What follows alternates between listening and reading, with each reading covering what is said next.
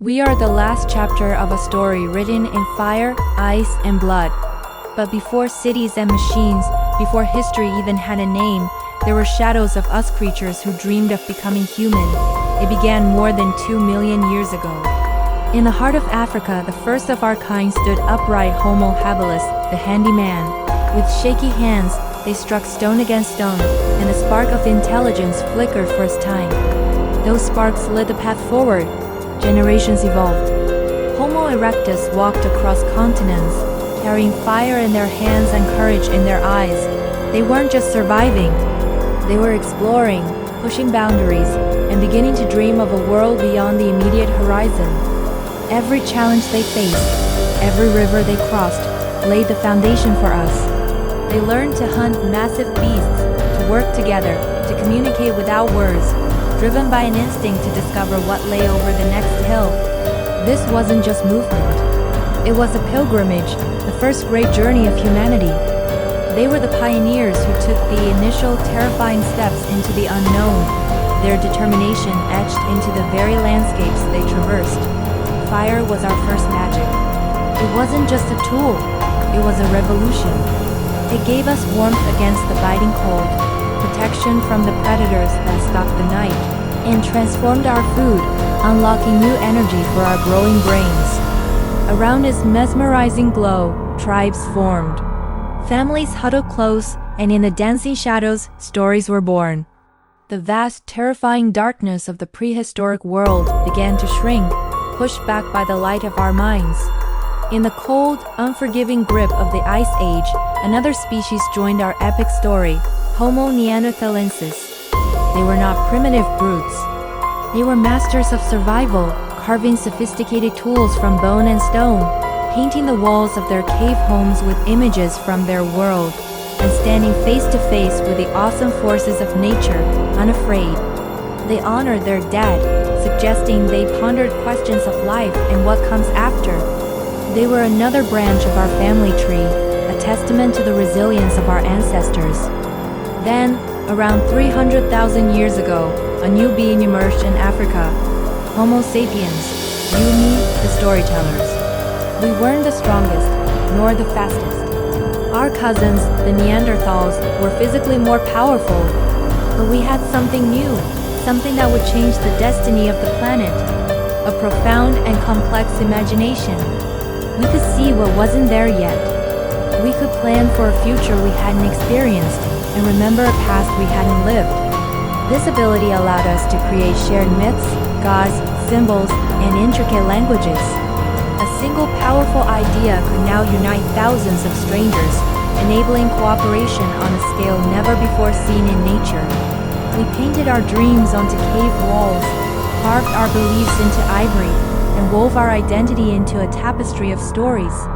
It was this cognitive revolution, this leap into abstract thought, that gave us the ultimate advantage. We became a species bound not just by blood, but by belief. With our minds ignited, humanity began to spread. This was no gentle stroll. It was the greatest migration in history, a relentless push across deserts, over mountains, through dense jungles, and eventually, across vast, churning oceans and frozen lands. Each step was a gamble, a footprint left on the very edge of the unknown. We followed the herds, hunted mighty mammoths with spears we had dreamed into existence, and survived storms that would have wiped out lesser creatures. We mapped the entire world with memory alone, passing down knowledge of stars, seasons, and safe passages through oral tradition. From our ancestral homeland in Africa, we journeyed to Asia, then pushed into the frigid landscapes of Europe and crossed the Bering Strait into the Americas. The Earth, once a vast and empty wilderness, slowly but surely filled with our presence, our stories, and our songs. Then, about 12,000 years ago, something extraordinary happened. The great ice sheets retreated, the climate warmed, and rivers swelled, creating fertile valleys. In these oases, we stopped our wandering and began to plant seeds. The first villages appeared, small clusters of homes that soon grew into towns. Humanity had discovered a second fire, agriculture. With it came a surplus of food, and with that, the luxury of time. Time to think, to invent, to build. We built cities from dust and mud, raised magnificent temples to the sky, and finally began to write our voices into clay and stone. Our story, once whispered around a campfire, became 1,000 different stories recorded for all time. From the Fertile Crescent of Mesopotamia to the banks of the Nile in Egypt, from the Indus Valley to the Yellow River in China, civilization was born. Law, government, mathematics, astronomy, the foundations of our modern world were laid. From these new cities, our minds took flight. Philosophers in ancient Greece dreamed of truth, justice, and the nature of existence. Scientists in Alexandria chased the stars and measured the circumference of the earth. Artists in Florence painted our very souls onto canvas.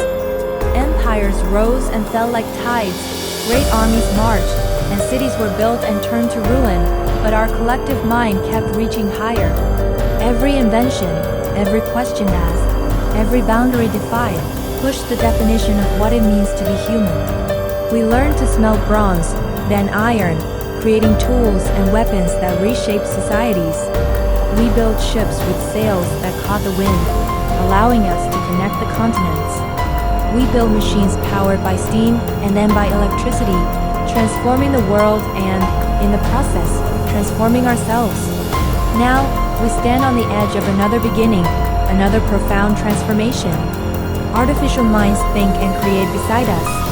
We touch the surfaces of distant planets through the eyes of robotic rovers. Our ancestors, who chipped stone by a riverbank, would not believe what we have become.